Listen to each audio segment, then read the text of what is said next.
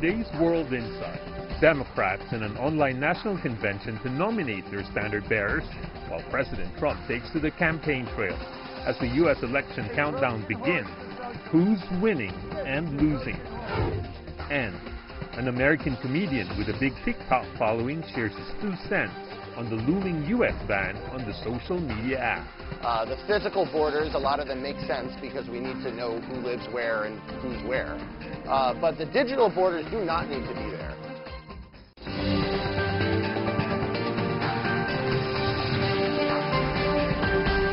Here is our host, Tian Wei. Hello and welcome to World Insight. I'm Tian Wei. We begin with the fast approaching U.S. election.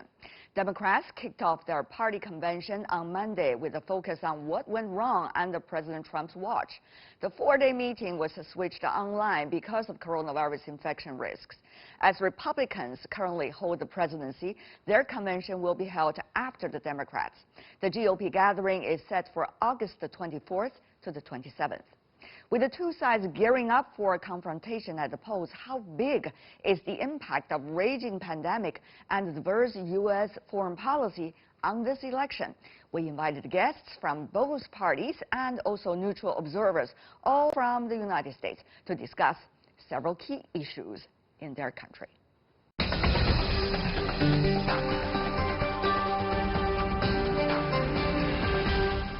For more on the U.S. election in Chicago, we have Laura Schwartz, a political commentator who worked at the White House during the Clinton era.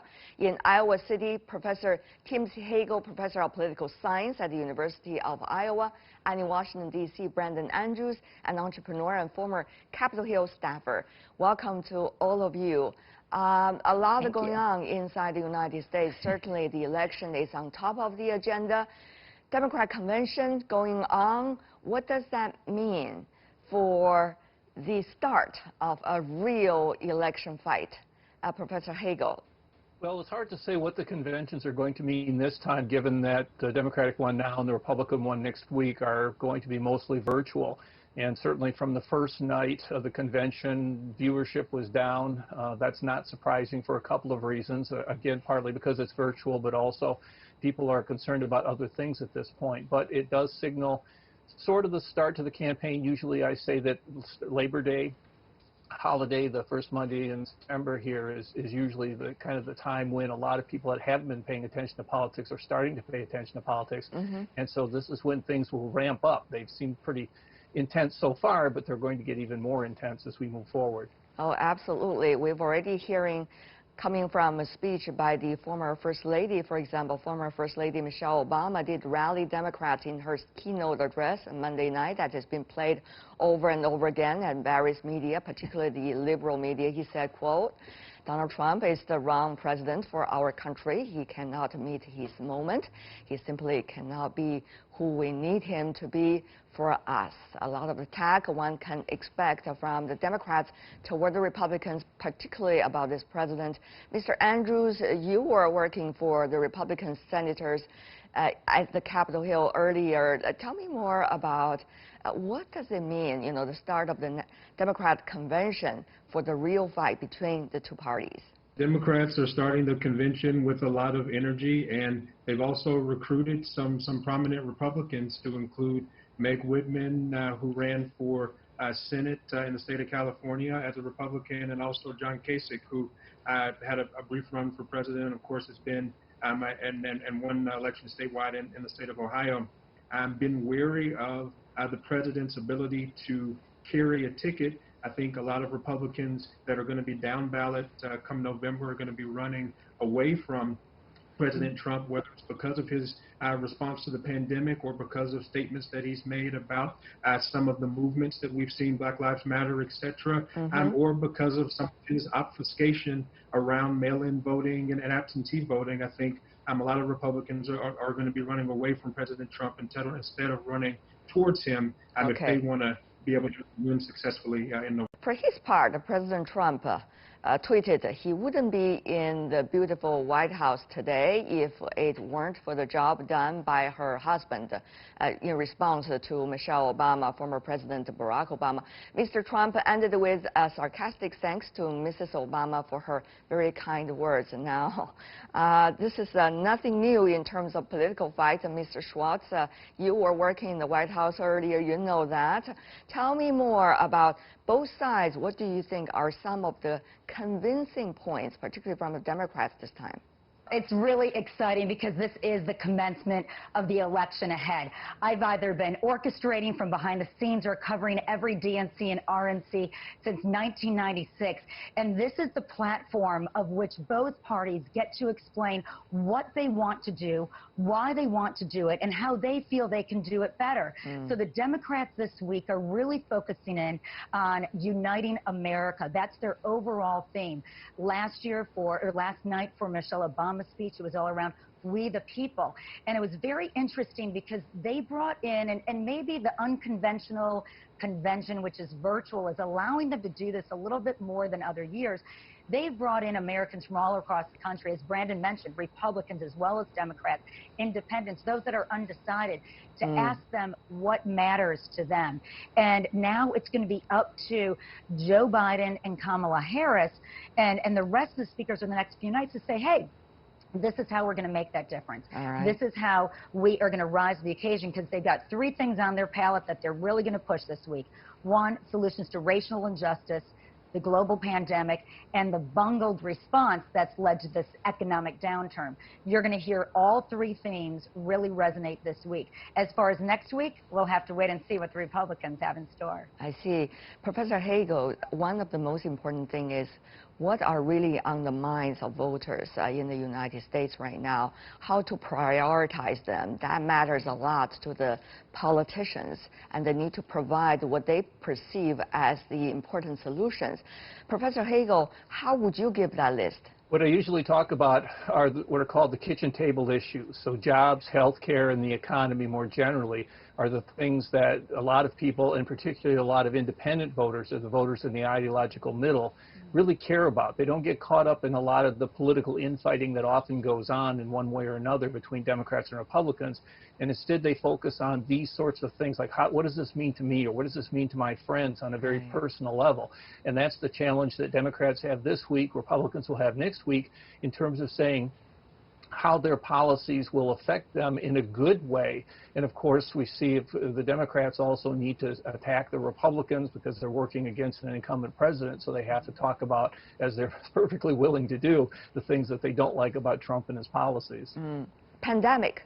Where is it on this list? Well, the pandemic has touched literally everyone in this country. It's touched so many people around the world. So whether it's the economy, whether it's health care, whether it's issues of justice and access, all of those intersect with the pandemic, and the president's pandemic response, and Democrats will say his lack thereof, I think will play a significant part as we look at what voters are actually using to make the final decision at the ballot. And of course, the movements that we've seen around the country are also at the forefront of a lot of people's minds as well. Right.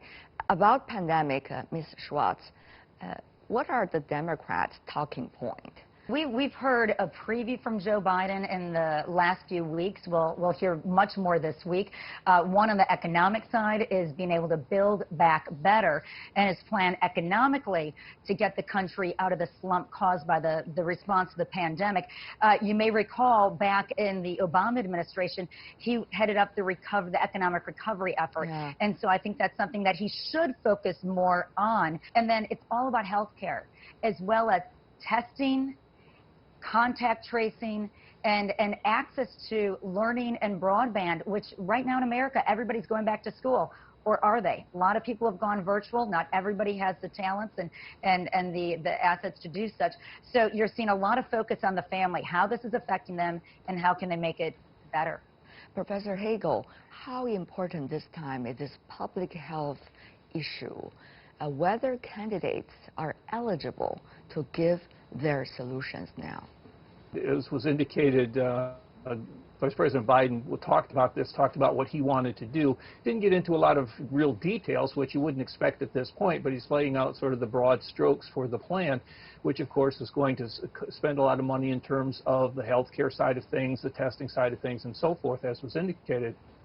But one of the things that we really have to hope for is that they get a vaccine fairly soon, because if we don't, then it's a matter of, well, we try to do what we can to keep people from getting infected, but a certain number of people are going to be infected because a certain number of people just are going to be participating with other people who may be infected, carrying the disease, and so forth. So we have to sort of do what we can in terms of mitigating the current situation, but look forward to a vaccine, and hopefully we'll find one fairly soon. But then you raise the question of, well, when we do get a vaccine, how quickly can it be distributed, and who gets it first, and so forth. And that's going to be sort of a political minefield unless the government officials in charge of that can come up with what seems to be a fairly fair way to distribute it as the number of doses are manufactured. About this public health issue, it's going to be mind-boggling, because it's going to eventually have a final say about where America is going, whether whoever is in the White House. So, Mr. Andrews, from the Republican Party's side, not just from the president in the White House, what are some of the plans do you see that are coming into form? Republicans have to hope that those individual efforts by individual politicians that are down the ballot are going to help lift the overall view of the Republican Party in terms of response to the pandemic, because whether you're a Republican or Democrat at this point, if you just judge it on job approval for the pandemic, for the president and his administration, it is becoming even in places that are Republican strongholds, places that Donald Trump carried by significant margins back during the last election. Those folks are saying he hasn't done a good job, but Republicans are, I think, placing their hopes on some of these other governors and local state elected officials who have taken the initiative. If the cumulative effect of some of these small state level changes starts to lead to some progress, it could put the president in a much more competitive position come November. And so for Democrats, very interesting. It's important to not count the president out quite yet, because there is a possibility that something could turn around, and you've certainly seen Donald Trump's ability to seize on even small pieces of hope for a campaign in the past. Yeah, but having said that, though, what about the economy? Professor Hagel, you talk about the kitchen table topic. Economy, of course, matters to everyone. This time it's complicated, not only the pandemic, but also the earlier signs of the global recession before even the occurs, and its impact on the United States, and the earlier fight this president in the White House picked up with China about trade and economic war, whether that has really brought the White House and the Republican Party any gains politically much at this time. All these are fascinating topics for an election, I would assume. Professor Hagel. Oh, absolutely. And certainly before the pandemic hit at the very beginning of this year, end of last year, the economy was looking pretty good, but that doesn't mean that there weren't points of criticism that Democrats would point to, in particular some of the relationships that we've had with our trading partners of various sorts, including China. But with the pandemic and putting the United States and other countries in a very difficult economic situation, it's basically going to make it that much more difficult for the president to herald the economy. But again, he has sort of done that to a certain extent, talking about a V recovery, meaning a very sharp decline followed by a very sharp recovery. People are going to argue about whether that's the case or not. Some aspects of the economy are good. The stock market is up, at least the NASDAQ and the Standard & Poor's are at the all-time highs today when they closed. But on the other hand, you know, in terms of that personal level, there are still a lot of people that are out of jobs or their work has been cut because of pandemic response. Indeed. And so, again, at the personal level, the kitchen table level, there's still a long way to go, and that's something that not just Donald Trump, but as was indicated, other Republicans as well, have to make that something that's an issue that they have to focus on as well. We understand the two parties have not yet come to a conclusion about the relief effort for the next stage. What's going to happen with the two political conventions and also the policy lines, talking points likely those candidates are likely to bring out during their conventions? Mr. Andrews. Yeah, they're still deadlocked, and honestly, in some ways, there's as much daylight between Republicans in the Senate and Democrats in the House as there is daylight between Republican presidential administration under Donald Trump and Senate Republicans, because the last impasse has really been there. I think with this package, wherever it lands, and I'll note that Nancy Pelosi, Speaker of the House, has actually called the House back to vote on a bill to add some funding to the USPS to address some issues there, and you have to imagine that when a final package is passed, that'll likely be part of it as well, and that'll also politicize it a little bit more. It shouldn't be political, but it will. But overall, I think this package has to be more forward-looking than packages in the past. I think especially when you talk about small business, I'm an entrepreneur, so much of what has been done to stabilize and maybe keep afloat businesses that were currently existing. Ms. Schwartz, the economy, of course, is going to be a big question mark for this president in the White House. Even though the economy was doing quite well, but since the pandemic, it has been, the issue of dealing with the pandemic has been extended to such an extent that it's having a much bigger impact on the economy than it should be, some suggest. Ms. Schwartz, though, after this president, though, in the White House is proud of his economic record. So how shall we see the voters reconcile between his rhetorics and the current realities, particularly following the pandemic? That's a very good question, and it really comes down to how you're going to communicate your message as a candidate and as a party down ballot as well. There's difference between Main Street and Wall Street, as we say in this country. And even those on Main Street weren't feeling the same economic high as those that were on Wall Street. And so it's bringing them back to a time where they still felt that things were tightening up even before the pandemic, and looking back at what President Trump really got behind in his term, which was tax cuts for the wealthiest of Americans and corporations.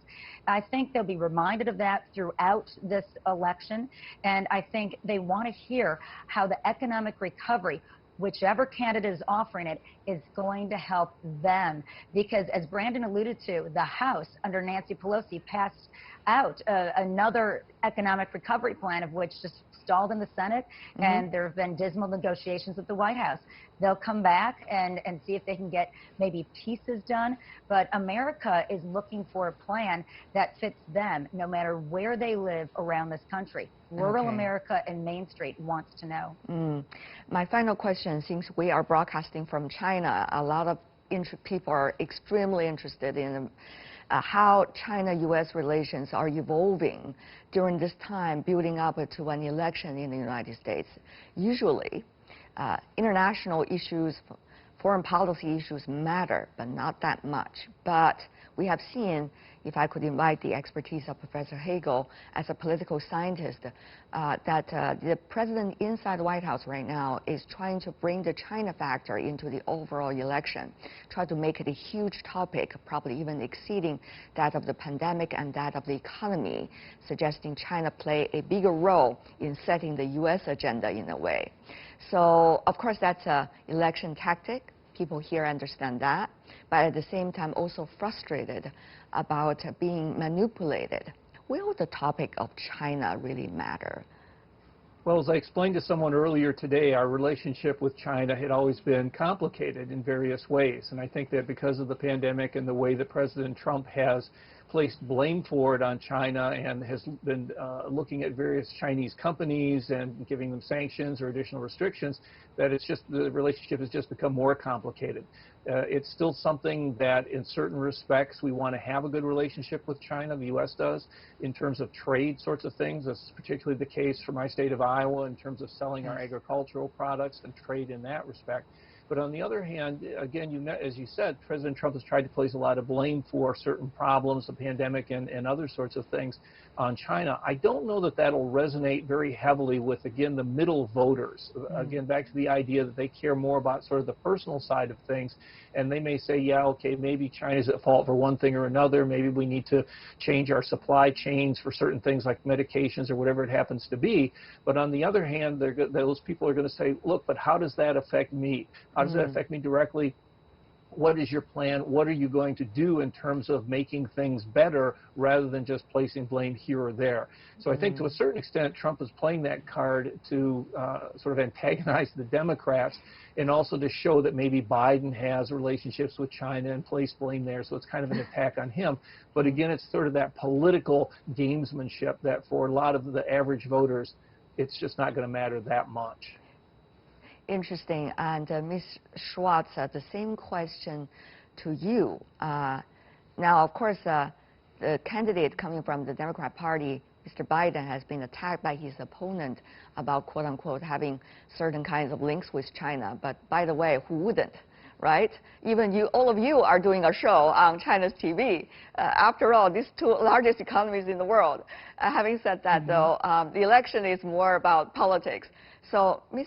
Schwartz, do you think, though, there is any concern coming from the Democratic Party about a relationship in which it's deteriorating in such a degree, day by day, between China and the United States? Will there be any chance the next president, if it's a Democrat, will be able to repair to a certain extent? Or this is just going to be a card dropped by this White House and likely have to be shouldered by all the others in the future generations? I think no matter who wins the election this November, as with every country around the world and being the global economy and world leader that the United States is, they need to hold countries accountable. And whether it's Donald Trump or Joe Biden, I think any president, especially a Joe Biden, is going to hold other countries accountable to a certain level. Well, we also want the world to hold the U.S. accountable in terms of international platforms and mechanisms, and as well as international responsibilities, even about the pandemic. Having said that, and I think, Joe, I think yeah, we'll hear more and more about that in the next, 78 days. I'm sure. I'm sure. Mr. Andrews, final words from you also about China briefly. How is that factor likely to be in the election? Yeah, well, I definitely believe in partnership, have visited Shenzhen and Guangzhou and other areas, and believe that whether we like it or not, the two countries are intertwined very much so, and it'll be productive for us to continue to have open relationships, and when we can travel again, when we get over this pandemic, to begin to reintegrate in terms of sharing each other's cultures. Right. I will say that whether it's talking intellectual property or Huawei and potential national security issues, or Hong Kong and foreign affairs concerns, sovereignty concerns, or potential financial concerns, currency manipulation, there are a number of issues that need to be addressed by whoever is in leadership, whoever is going to be at the State Department and at the White House. However, I don't think any of those pieces are insurmountable in terms of the relationship continuing. And I certainly look forward to continue to stay connected to my friends in China as well. Thank you. And we feel the same way with all our friends in America as well. One of the things probably we really urgently need to do is to have a channel to discuss about any of the issues you raised or any of the issues that the Chinese side also have in mind toward the United States. Having said that, though, I want to thank for your insights about a fascinating but certainly one of the most important elections in your history. Thank you. Really appreciate Laura Schwartz, Brandon Andrews, and Timothy Hagel. Thank you so much. And be safe. Thank you. Thank you. You're watching World Insight. Still to come on our program, an American comedian with a big TikTok following shares his true sense on the looming U.S. ban on the social media apps.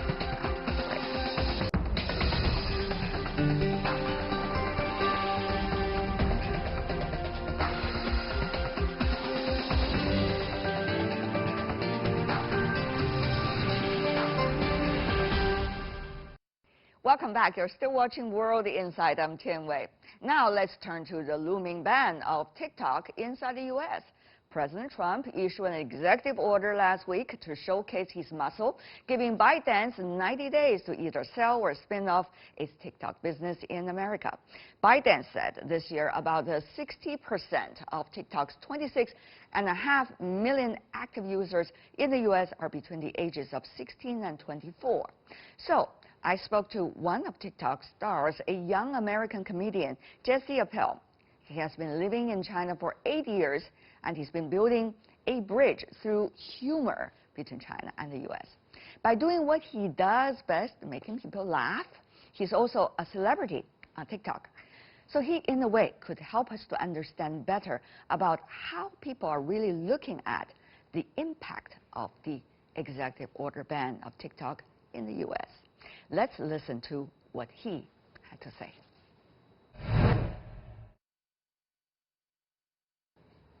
And in Boston, we are joined by Jesse Appel, who is the founder of the U.S.-China Comedy Center. Jesse, good to see you. I know it's good to see you. It's been a long time. Oh my God, it's a long, long time since we last talked. In March, I remember you were doing a funding party for Chinese pandemic relief. I remember. Yeah, it was. It seems months and months and months ago, but there was a time when things were really bad in China and everything was still open here. And I think it was in February I did this show, and that was the last time I went on stage. So I know I did like 300 shows last year. I was on stage basically every day, and then I haven't performed since February, since we were first in hard lockdown, and now it's just a little bit better, but still no theaters open. But it's important to have laughter. Yeah, well, it's kind of hard because it is important to have laughter, and so that's sort of my challenge is, especially in U.S.-China, it's been really bad couple of months. And the people who have been suffering have been people like me and like you that have to go across and try to explain to each other what's happening. And so on one hand, I do have plenty of comedy material. On the other hand, I wish I didn't. And I wish I were doing jokes about life in Beijing and readjusting to coming back to China, but I'm still stuck here in Boston. I remember talking to you then. You were putting on a great comedy show, talking about how the Chinese are struggling with the pandemic. And you were even using excerpts from TikTok videos just to show how funny things could be, even at a time of great challenge.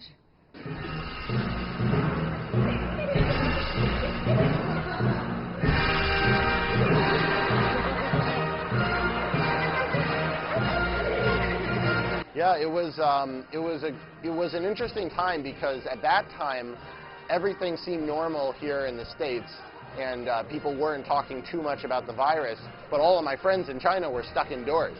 And so I was having these media feeds, two different separate media feeds coming into my head, and I was trying to reconcile these two different worlds that I was seeing. And so seeing the funny videos from people that were making the best of their time in quarantine, seeing that comedy really was the bridge that helped me figure out how to see the world as one thing, rather than two separate feeds. And I think it was also a very effective way of getting across to the American audience why it was important to donate money to help the people in Wuhan. And once we managed to get it there, a month later, it was our turn over here in America. Right. And when things were really bad in March and April, I received on TikTok, on Douyin, I received private messages from people saying, like, I have masks, where should I send them? I have masks, where should I donate them? I run a factory that manufactures this stuff. We can give you stuff at cost. Here's our licensing. Here's our information. Right. They're from China. And seeing this energy, all from China, and so it was seeing this energy. It really made me understand. It's like you take one positive step forward, the other side takes 10. It's been a weird, frustrating place to be right now. Being one of the few Americans who's actively trying to communicate with Chinese over on the Chinese social platforms, and it's weirdly enough, it's working. Nothing else seems to be working right now. And when I post videos reaching out and making that step, I get a positive response generally back from the Chinese audience. Talking about interaction, TikTok was even banned by an executive order coming from the White House. So, you know, the materials you were getting in order to create laughter on both sides and being a bridge through humor probably could be gone. I think we lose a lot of these opportunities, and I think this is why we need to be so, we need to stand up so much for the role of laughter and the role of entertainment and enjoyment in life, because the technology is there. Right. The technology is already existent for people from all around the world to be able to live together and laugh together and basically exist in a world with a lot less borders.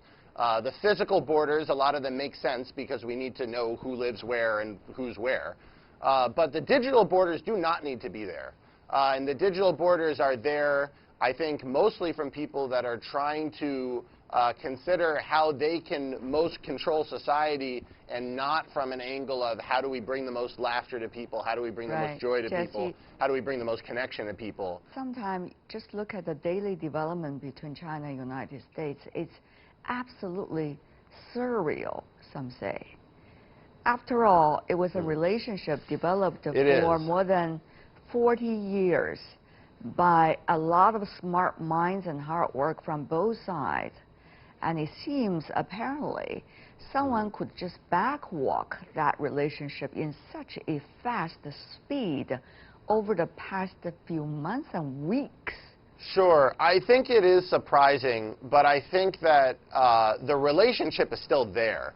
Because, you know, my life, and I'm sure your life too, are full of these people that go back and forth across the borders. We can't do that right now because of the virus. And a lot of the backwalking is stuff that my hope is that either side can take part in reversing. Because I don't think that either side really believes that we're better off disconnected.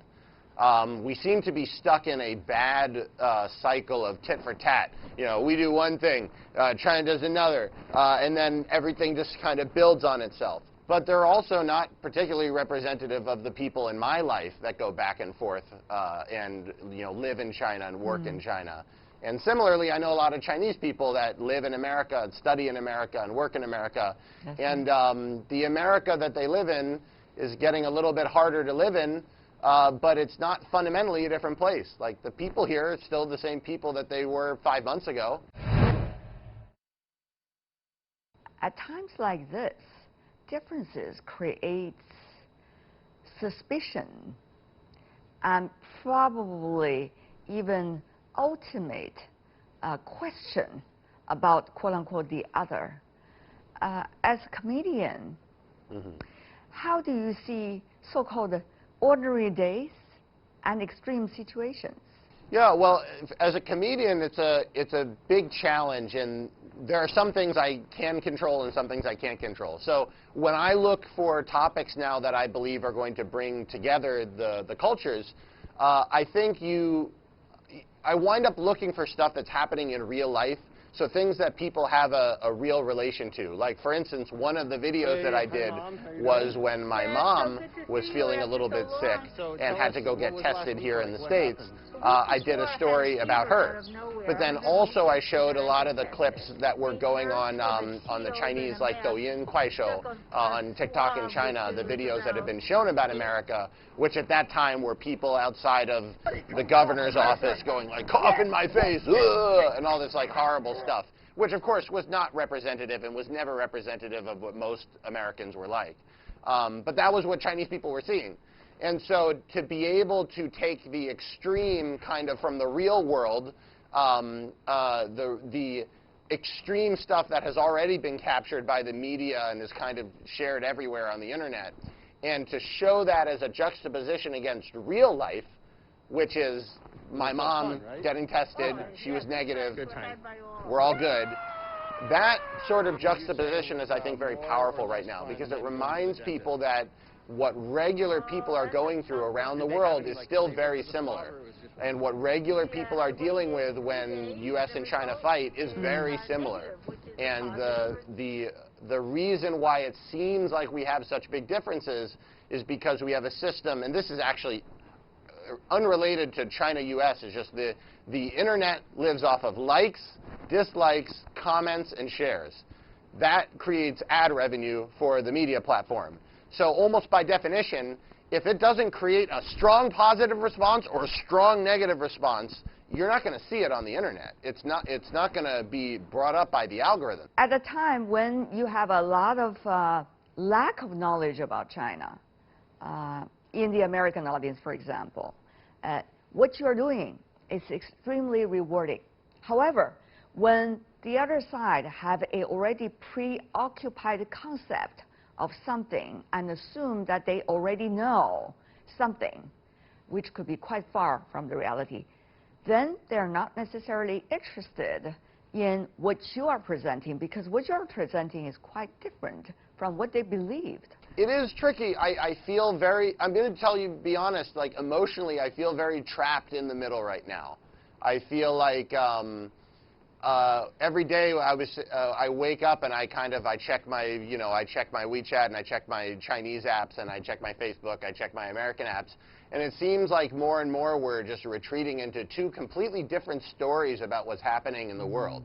And it makes it difficult to do comedy because comedy is based off of, you need to use a base of what people know. So you reference something that people know, and then you can start to work off of that. If I make a joke about a traffic light, I need to know that you know that it goes red light, yellow light, green light.